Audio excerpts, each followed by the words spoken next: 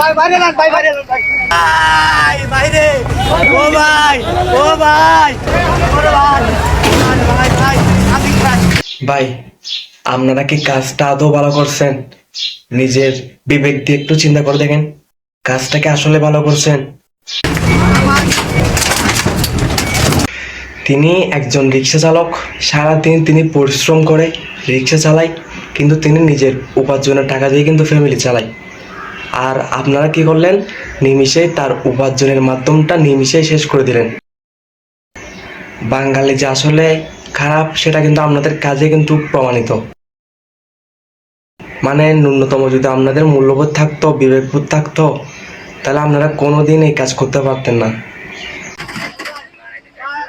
আমি ভাই সহ্য করতে পারবো না ভাই। ও ভাই, ও ভাই, ও ভাই ভাই। ওরে কি জায়গা